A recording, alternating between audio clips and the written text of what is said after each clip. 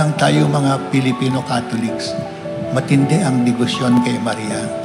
Tawag nga sa atin, Marian Catholics.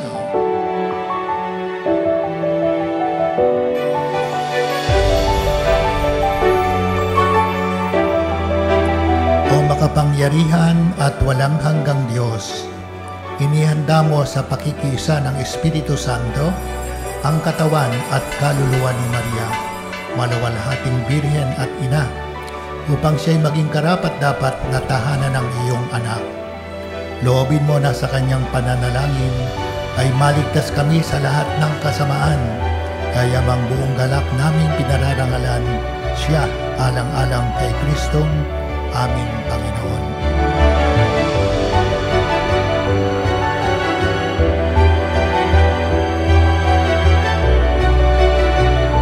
Sa araw na ito, muli na naman tayong umuukit ng isang kasaysayan sa isang sambayanan na kinilala bilang isang ganap na parokya noong 11 ng Disyembre taong 2023.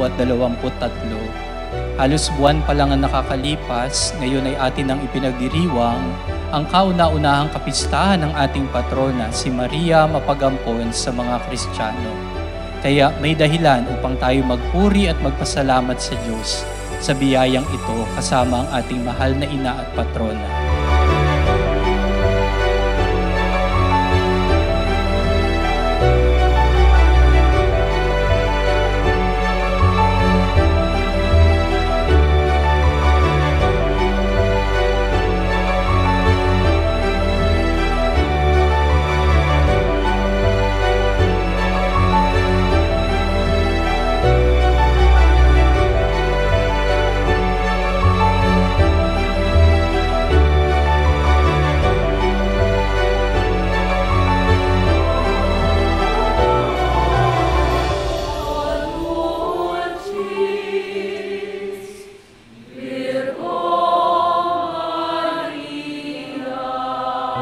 Sa diwa ng ating pananampalataya ay damang-dama natin kung paano tayo kinakalinga, minamahal at inaaruga ng ating mahal na ina, si Maria, na siyang ipinagkatiwala sa atin ng Panginoong Hesus upang ituring din natin bilang ating ina.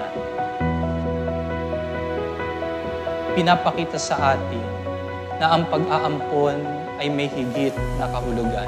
At ano ang kahulugan nito? Ang paglawak ng pagmamahal ng Diyos.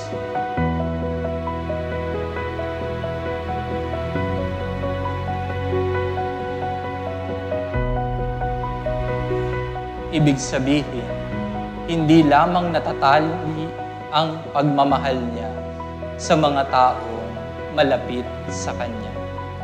Bagkus lalo pang lumalago at lumalawak ang pagmamahal na ito sa mga taong malayo sa Kanya.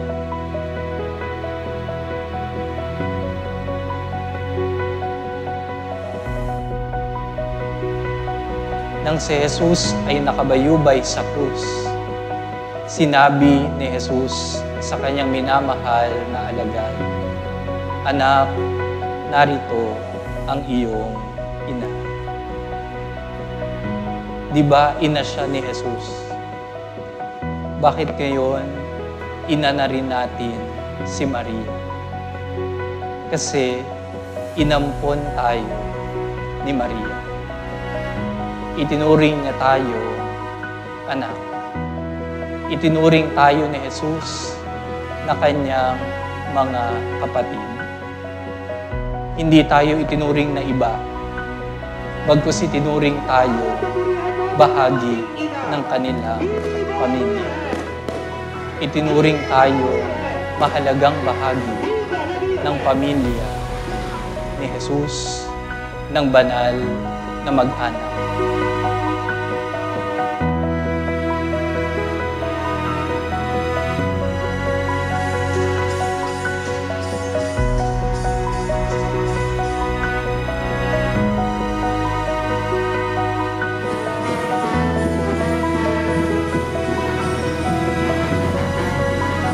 Upang maramdaman natin, hindi tayo nag-iisa, hindi tayo malayo, hindi tayo dapat pangulila, bagkus mayroon tayo kasakasama.